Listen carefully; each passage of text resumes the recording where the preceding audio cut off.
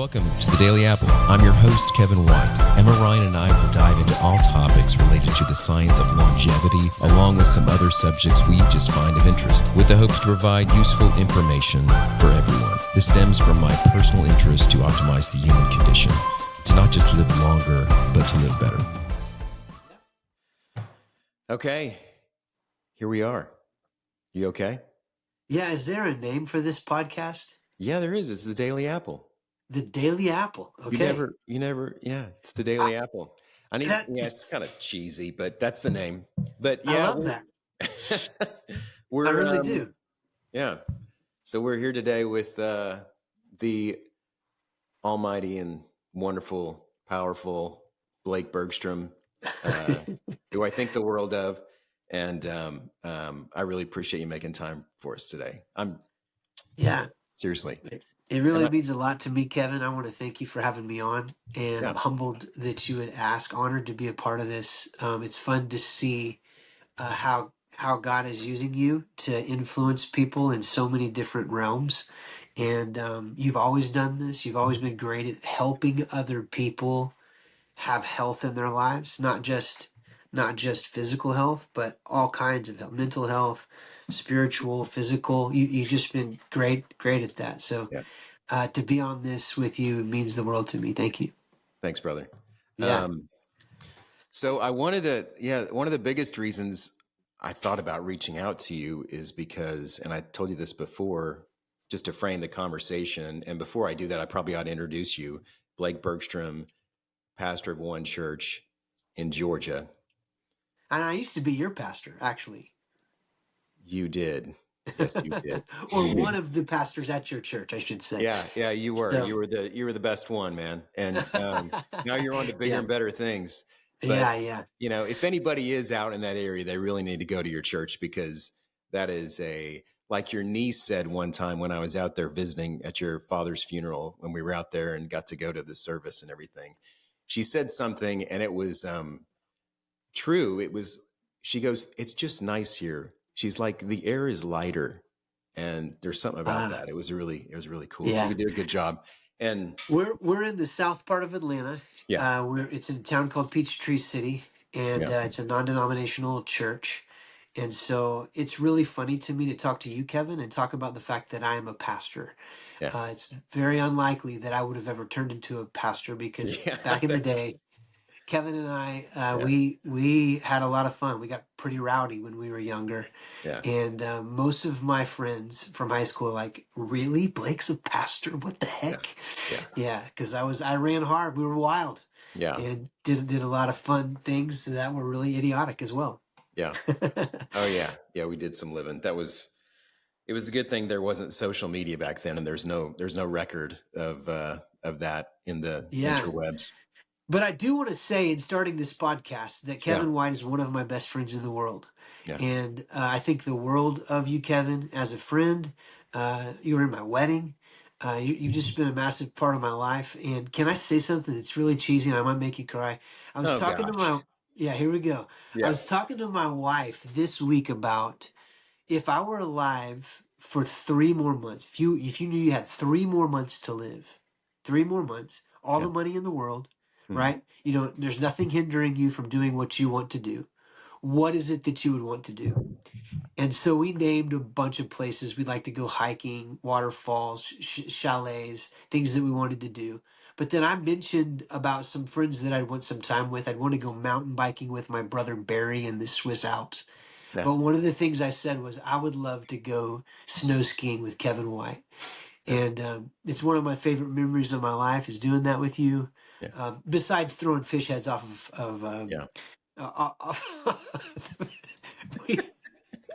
we threw fish heads off of a movie theater. Why do we do that? That's stupid. Anyways. No, we thought that we thought that there was this guy on his, not far from where I lived out in the country there, and he had on the on the fence all these. We thought they were cow heads, and in our mind we thought, he's a devil worshiper. He's And so one night we got all our buddies, and you remember, and we went there, and and we're going to steal these. We're going to steal these. And then we're going to throw them off a building. And so we get there and we grab all these heads and we steal these guys' heads. We get in the car. And you remember what Chad said? He goes, guys, this guy's trophies. These are fish heads. These aren't cow heads. Poor guy. Yeah. We still lost anyway. And we decided it's a good idea to climb on top of a movie theater and Yeah. throw them at people as they're walking in the movie. Yeah. What Brilliant. the heck? I mean, ignorant. It's 17, 18-year-olds. I drove back to that building and it was that AMC theater and there was, and we shimmied up a gutter. A gutter. A gutter. I looked at that and I took that picture. This was like, I don't know, 5 years ago. I just happened to be driving out there. That was really high. And we just shimmied up. We could have died very easily. We could have died. We probably should have. I don't know. But it was. And we have many, many memories like that. Yeah. Jumping off of bridges, being called by the police. Do you remember that? There's some ignorant things, Kevin. Yeah. Yeah. Well, I guess to frame the conversation today, the reason I reached out to you is one, because I do love you. And then two, I am thankful and grateful for what you do. And the world is a better place with you in it. But three, I wanted to talk about anxiety and the prevalence of that. It seems like, everything, like I told you before, there are a lot of people that they seem to have everything together from the outside world. You'd look at, they're very happy, everything's going well, but whenever you really break it down and have a conversation, there's some real unrest and anxiety. And one of the interesting things is, I was having this conversation with one of our patients, and I told him, and I said, look, you're not the only one at all. And his was extremely debilitating, but super successful guy and everything. But, and he was very grateful to know that he wasn't the only one. He goes, that's probably the best thing you've ever told me.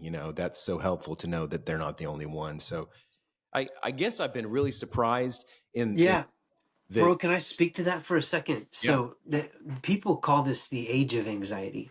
And if you're to ask this upcoming generation, how many of you struggle with anxiety? It's very rare for you to have like two people in the class that say, I don't struggle with anxiety. Like it's unbelievable. And you know what's crazy? Kevin, when we were kids, did anybody in our class ever say, I have so much anxiety, right? I'm so anxious. And they say it like a badge of honor, right? I'm so anxious. And nobody said that, dude. I was riding my GT Performer, riding my bike all over town, and I wasn't thinking about being anxious. Right. But it's very real. And as a pastor, I swear, every person that comes to see me is talking about their anxiety. In some way, that anxiety has reared its head. And I don't know. I mean, there's so many factors of why people are anxious, but yeah, the age of anxiety is real. I didn't mean to cut you off, but I just wanted to say it's so prevalent in our society today. Yeah. So you see it a lot where you're at. You have conversations and I'm in a very affluent part of Atlanta. There's a lot of wealth here. And you would think that money, right, and comfort would give people less anxiety. That is not the case. In fact, I travel all over the world as a pastor to do mission stuff, and I'm blown away at the peace that I see on people that have nothing. The kind of joy that's like freedom and laughter, and they're not like bogged down with time. They don't worry. They're just like foot loose and fancy free. And yet when I come to America, it's the food that we eat, the way we use our time, the way we consume, right? And I think that a big problem is actually our affluence. I think affluence adds to anxiety. It doesn't take away from it. And I could be wrong, but man, it's my own gut. Yeah, you're absolutely right. Whenever I do travel and people who live simply, you're absolutely right. I mean, my trips to Africa or Central America or whatever, that's people aren't, dealing with that as they're not walking around stressed out. Yeah. Right. Yeah. There's not gun shootings either. People aren't, in some parts of the world, but mostly affluent places. Yeah. which is interesting. But yeah, I have been thinking a lot about what consumes your mind controls your life, Mm. right? And if it's anxiety, and this is something in my own family. My wife, she calls it, I have nervous energy. She's always had nervous energy. My daughter, Montana, had debilitating for 2 years.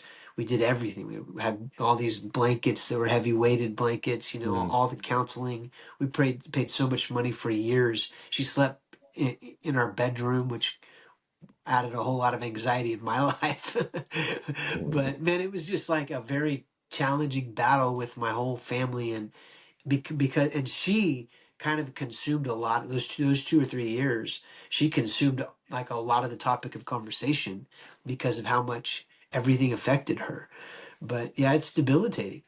And so yeah, when I think about anxiety, it's usually like we were always trying to help my daughter think about what she's thinking about, right? Like, what are you consuming? What's making you think so negatively? Because Mm. her mind is always spiraling. And so we like pay attention to what you're paying attention to, maybe, right? Yeah. Like think about, are you listening to music that's causing you, so when I say what consumes your mind controls your life, it's like if we're watching doom and gloom on Fox TV, or just watching all the things that's happening in the world that's, awful, then it's very easy to allow those thoughts to sabotage our lives. And so if we want to like stay filled with hope and positive, guess what? We've got to get our heads right, right? We have to Mm. have what the Bible calls a sound mind. And I think having a sound mind is like, who do you know, Kevin, that actually I think of people like that, they're kind of like they have a non-anxious presence. Do you Mm. have people in your life that you would say, when I'm around them, there's just like peace? I don't understand it. There's just like a non-anxious presence, which in this world today, it's Mm. weird. It's Mm. rare. It's People, rare. Yeah. right? Yeah. Yeah. And so if you think about your thinking, think about worry. I love talking and thinking about when it comes to anxiety. Worry is like a cousin, or and anyways, worry is like takes over, and it seems like for people that love worrying, it's like w- think about, you know what? I'm sorry, Kevin. I think about your mom. She is a gifted worrier. Barbara, that girl can worry. And it's like, why aren't you worrying? You should be worried. And people that worry, they think that everyone else should be worried with them, and if you're not, then you're part of the problem, right? And so worrying, if you think about it, it's about taking control. You feel like something's out of control, so you want to grab something to make it feel like you're in control. And Mm. so it's kind of a way of having self worship. It's taking the place of God, right? You're the one that's in charge. And it's about wanting to control an outcome in the future. And so what I'm going to do is worry, right? But worrying is exhausting. Worry Mm. keeps you from sleeping. It steals. It always takes, right? It takes your joy, it takes your peace. It doesn't change anything. And it keeps you very busy doing nothing. Mm. So why the heck do we, spend so much time worrying? And so I have a story to tell you. I'll never forget a time when I was worried out of my mind. I was Mm. in Africa. I was with this guy. We were in the bush of Africa. Mm. And while we're there, I'm like looking around going like, dude, we're going to be mauled by a lion. Like this, we're fixing to die. And so I'm like, Yeah. bro, all you have is that spear in your hand. There's this guy walking around. He's got this big Yeah. spear. I'm like, I need you to have like an AK-47, bro. He's like, no, this is fine. I've got the spear. And I said, have you killed anything with that spear? I'm thinking like, seriously, you've not killed a thing with that. And he goes, Pastor Blake, I have killed a cheetah with this spear. And I was like, a cheetah? That's the fastest cat on the planet. So you like, fuck. I'm like, no, you didn't. So I'm just tripping out. And I'm like, no, but really, bro, like I'm pretty worried out here. He said something to me that's like stuck in my brain forever. He goes, Pastor Blake, do not worry. Everything will be okay. And I'll tell you, that's like if you look at like the what you're supposed to write on your Instagram, when you look at my name, that's what it says. Do Mm-hmm. not worry. Everything's going to be okay. And I think we as a world that's so anxious and filled with worry, we need to realize that that anxiety and that worry is robbing us of our peace, and it's destroying our relationships because it tends to consume our mind and it's controlling our life. Can I get an amen? Hmm. Hmm. Yeah. So Kevin, does that bring up anything in your life? Do you struggle with anxiety? Like your patience? Tell me about times you've seen this come to fruition. Um, oh yeah. Oh, absolutely. And the one thing about, you know, our patients, it's not a doctor patient relationship. I share with them my struggles just as well. Yeah, So, I mean, the things that keep me up at night, I mean, there are things that, family, your kids, have I done a good job? They're off and leaving the house or, making that transition. Have I done all I can? Have I screwed that up? Da, da, da, da, da. And your brain just chews on these things, especially at 3 o'clock in the morning. And I don't know. So there's that. Personally, that would be, a big thing. And we've talked about some of those things before, but yeah, and everybody has their things that they list. So, and it's funny, you mentioned about this being the age of worry. I was listening to a comedian talk the other day, and he was talking about, and you may have heard this, it's like mindfulness. That's all we were, was mindful. If you're sitting on the bus, you're just looking at the condensation on the window and just thinking with your thoughts. yeah. There are all these moments where, you're walking to school or whatever you're doing, you're just thinking, you're not looking at a social media or you're not looking at, all that stuff. So we're just bombarded with data and information that I think that our brains weren't really designed to handle. So, um, Man, I that's what causes foggy brain. mhm, I find it harder and harder to think, mhm, and it's because my mind is always consuming, right? mhm, All the things, TikTok and social media and all, YouTube, and we're just constantly reading our phones. Like you go at the airport, nobody's talking, yeah, right? You're always consuming. You go to the elevator, you're yeah, not going to talk to anybody ever, right? yeah, And so we have this tendency to just always be consuming, and it just messes with our brains. I yeah, agree with you that we were made to constantly consume, yeah, and there's something about in processing when we think and journal, write. mhm, Like there's something that becomes alive in us. It stimulates thinking, and your mind is stimulated in ways that it needs to be. And so I've become obsessed with. Do you know who Dr. Caroline Leaf is? yeah, Have you heard of her? Yeah. yeah, So she's brilliant. She's a PhD in communication pathology, specializes in cognitive neuroscience and neuropsychology.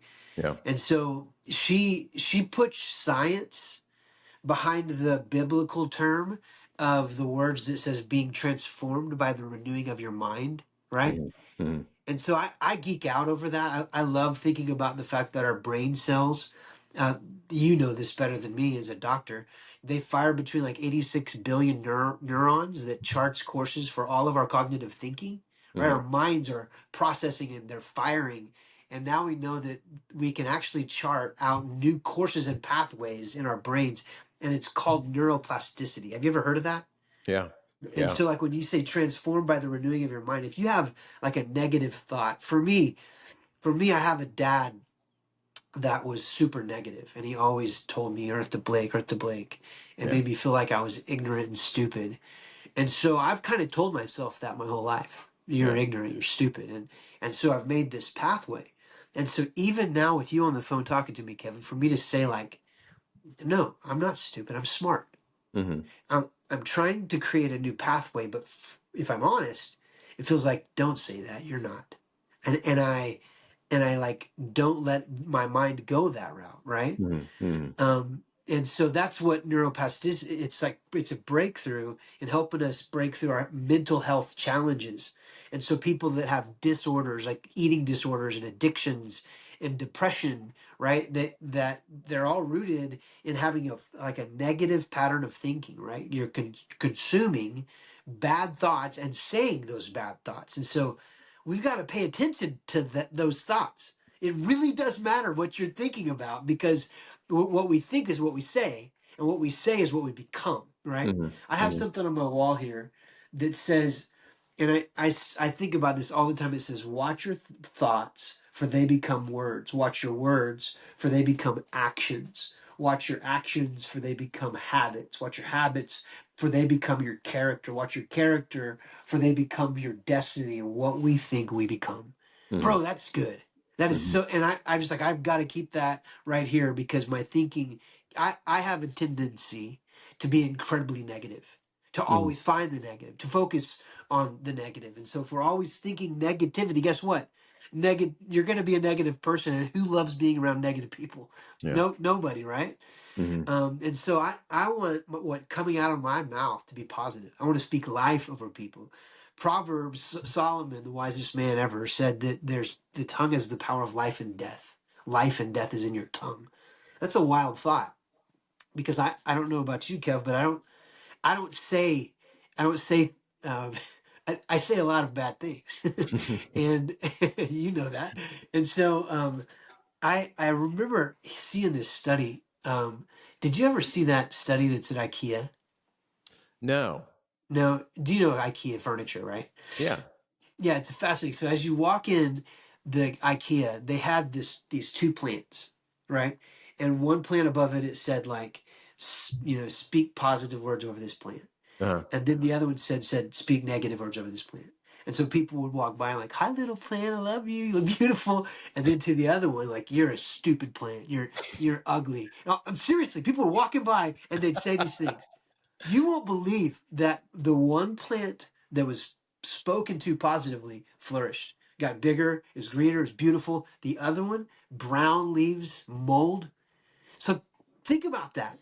Think about the fact that we can literally change our genetics Mhm.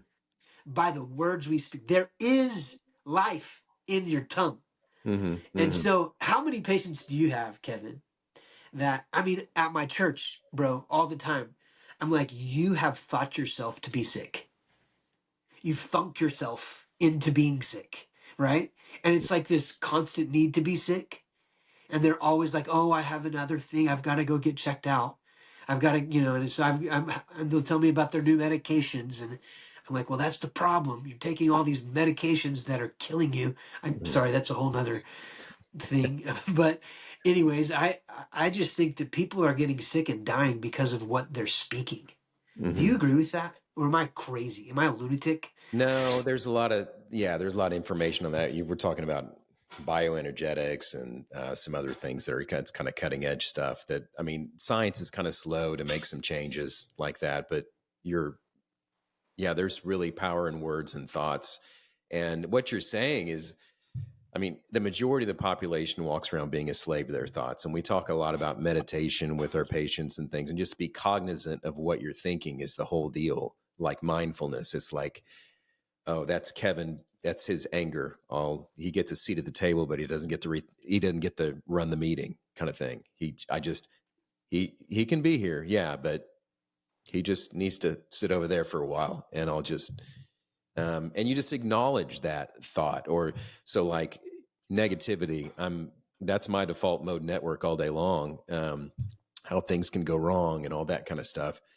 And whenever that happens, if you're mindful and you realize, oh, that's just that guy. I acknowledge him, he's there, but he's not the boss. He's not chairing the meeting. So, Yeah, my uh, counselor says, he doesn't get to have the microphone. right, right. Yeah.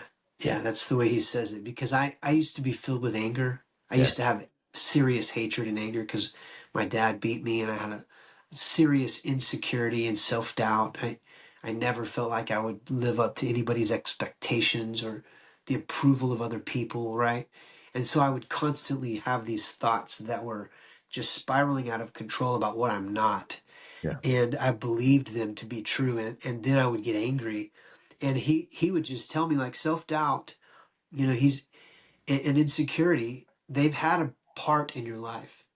Those things have built you, and it's part of what's given you your pride, and so you can let them have a place. They get a microphone occasionally. Anger has a great place to speak at times, Yeah. but it's learning to control him and not letting him have the mic all the time. So anyways, that's really, I like the way you said that. Yeah. Yeah. Yeah. just kind of being aware. That's been a big trick. Once people learn to do that in meditation and all, it's almost like a superpower, or it's a, then you realize you're not really a slave to your thoughts so much. Yeah. But that takes practice, and yeah. It's always so obvious though when you're around people that haven't done that kind of work, and Mm, they're just like, you can feel the anxiety that they're, yeah. I always say it like this: what you don't transform, you transmit. Mm, You transmit it. And so that's what she's talking about, is this neuroplasticity, is like learning to transmit a new kind of thinking, a new way of thinking. And so for me, like to say, man, I'm really smart. Or to say, Kevin, you're really smart. Or this is one that I talk about all the time with my staff and with my church, is like, people always have a tendency to say negative things about themselves. We would much rather say, I'm such an idiot, mm-hmm, than I'm so brilliant, right? You don't say that. We would rather say the thing that's negative, and we believe it more. And so therefore you're transmitting something that you really don't want to transmit, mm-hmm, and you're becoming something you don't want to become, because you're allowing those thoughts. I call it the imposter. He's just continually speaking stupid things over yourself. And so what I say to my staff and my church is, hey, don't talk bad about my friend.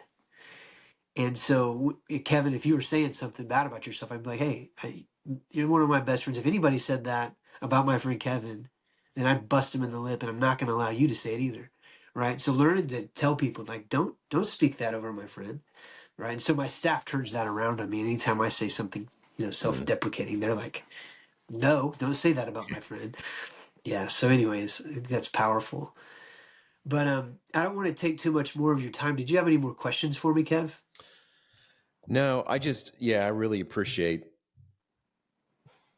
you taking the time, and I do want to, I mean, so say you have somebody come in, visit with you, and they are anxious and they're dealing with all this kind of stuff, and you can't really pinpoint. You go through the history, you go through their life, and there's not really an obvious reason for it. Like, how do you deal with that? Well, humans are complex, and there's so many parts to us and so many layers. And so it's learning to say, that it's more than just, it's body, mind, spirit. How are you making sure every one of those are whole? And are you paying attention to all of those things? And so if somebody comes in and I think like you have to do an assessment and look at their whole life, how they're living. And it sounds so dumb, but like, hey, are you getting sleep? Okay, if you're not, you should consider moving your phone away and making it blacked out. And you should, make sure that your room is quiet and it's really dark, and make sure talk through, things you can take that are natural. Yeah. And so then are you exercising? How are you eating? Or is there a physical part of you that's doing anything at all? Are you Mm, getting up off of your couch and not eating Doritos? Are you thinking about the nutrients that you're putting in your body? Because that's a massive thing today, especially in America. I think that a lot of the processed stuff we eat is awful, and it's causing a lot of anxiety. So food, nutrients, exercise, making sure you're getting to the gym, running, even walking, doing something physical. And then there's the spiritual part. And I think that's why you had me on this podcast. And I would just say that, peace is given by God Himself. And for your listeners that might not have any connection with God, or, you know, understanding that we were created by a creator, and to turn to Him and say, I want the peace that you offer. Because when Christ was here, He said, peace I give you. And so I want the peace that comes from Christ. And so to learn that He called Himself the Prince of Peace, that's a prophecy that He fulfilled. He came and He became the Prince of Peace. That term is actually in Hebrew, it's Sar Shalom. And when I think about Christ being my peace, I actually think it's even more like beautiful to think that that Sar is a defender. A Sar is a protector. And so, that verse where it says, don't be anxious for anything, but in everything, prayer and petition, make a request known to God. and he will protect your peace. That's what I ask him. Would you come and protect my peace? Because I don't have it right now. Mm. And so this was a big thing I worked through with my wife, with my own family, but especially people in my church. Like, it's the whole package. Are you looking at body, mind, and spirit, and are you asking Christ to come and be your Sar Shalom, the Prince of your peace, and Mm. allowing Him to be the one that's going to give it to you instead of trying to find it through whatever, right? We find it through consuming, through whether that's alcohol or addiction, depression, all the things that we buy to try and find our peace. In this world, it's just like, Yeah. we try to find it here and we don't. And so I live in a town where people have everything. There's Mm. like you couldn't buy them anything, right? And so, but they don't have peace. And so it's funny how many people are coming to my church for that very reason. They just are seeking for peace and something that's real. Mm. And so I would encourage your listeners, like, reach out to Christ and find the peace of God that transcends our understanding. To think that His peace transcends my thinking, right? It transcends the way that I logically process. But His peace transcends that. Come on, that's where I need to be transformed, is relying Him to be in control, relying Him to, like, help me with my worry, take away my fear, take away my anxiety, and then you'll find peace. And so that's what I'd say, and so that's why I say all the time, do not worry, everything will be okay. And it's because I rest in the peace of God, right? That does transcend my understanding. So I hope that was helpful. Kevin, can I share one more story about you, about the way that you changed my life? I suppose so. Okay, I cautiously Doctor. say yes. Go ahead. Okay, I'd like to tell your listeners about the young whippersnapper, Dr. White, before he was Dr. White. Right. We were freshmen in college at Southern Nazarene University, and you were always studying, and I wasn't. I was always being an idiot and playing and wasting time. And I remember walking down to your room, and I was like, man, your discipline and the way that you study, the way that I just can't believe you're a pre-med student. And the things you're studying, it's so hard. And I looked at what you were studying, and I remember just thinking, I could never remember that. I could never, I don't know how you know all of that stuff. You're so brilliant. And I've always felt that way about you, but I remember thinking that our freshman year. And that was really the only year I was at Addison. After that, I left, and it was really the last time I was with you before we went on to go and become something. Mm. And so now I've gone to become a pastor. You're a doctor, but Mm. you said something to me in that dorm room that I'll never forget. I'm going to try not to cry. You said, Blake, you can become whatever you put your mind to. That's what you said to me. The only person in the way of you become a doctor or whatever you want to be is you. You're the one that's in the way of becoming what you want to become. And your belief in me meant more than you know. And those words of life you spoke over me helped me realize I guess I could put my mind to something, and I could believe in myself enough to actually do something great with my life. And so thank you for investing in me, for always believing in me. And man, when you came here and you showed up for my father's funeral, I'll never forget that, ever. And you just being here for the weekend and hearing me give the eulogy and talk about my dad. Mhm. And man, you're just a dear friend. I love you, Kevin. And so you guys are blessed to have Dr. White in your life. He will make you better, and he'll help you believe in yourself and overcome things you didn't even know you needed to overcome. So thank you, Kev. Oh, thanks, brother. I, I remember that conversation. I just, yeah, I always felt that you could just do whatever you wanted to do, and to see what you've done and to actually be out there, that was pretty awesome. Pretty, you're really doing cool stuff. Yeah, And you've always done cool stuff. When you were like reclaiming wood from barns before it was cool to do that, it was like, what are you doing? So you've done a lot, and I'm just super yeah, impressed. You're doing the real work. So yeah, yeah. yeah, Well, thank you, Dr. White. I sure yeah, appreciate you. yeah. Yeah, Hey, and yeah, I guess before I go, I'd mentioned, I mean, if you got to do an Amber Alert and it was, have everyone's phones go off with some message, you have everyone's attention, what would you say? What would you? I think I know now, but you tell It, me. it's do not worry. Everything will be okay. Did you just want to hear me say that again? I did. I really I'm did. I'm, I'm pretty good at that African. Yeah, you've You got have it to down, admit, brother. I got it down. Yeah. Hey man, the same thing. If anybody was ever in Georgia, or if they're not, they need to go and just hang out with you at one church out there. It's really a cool story. Our church has gone from Mm, like 100 people to 1,800 people, yeah, and it just continues to grow. And man, people are really finding a place where they belong and they yeah, have a family. And this world needs that right now. It needs hope. It needs love. yeah, And there's a lot of that, a lot of grace, and anybody is welcome. It's a great place. So if you're ever in Atlanta, come find me. yeah, yeah. Well, I appreciate you, man. I really do. You're doing the real work. I hope this podcast blows up, bro. I'm proud of you for going after your dreams. Yeah. All right. Love you, brother. I'll talk All to you right. soon. Okay. See you, Kev. All right, bye.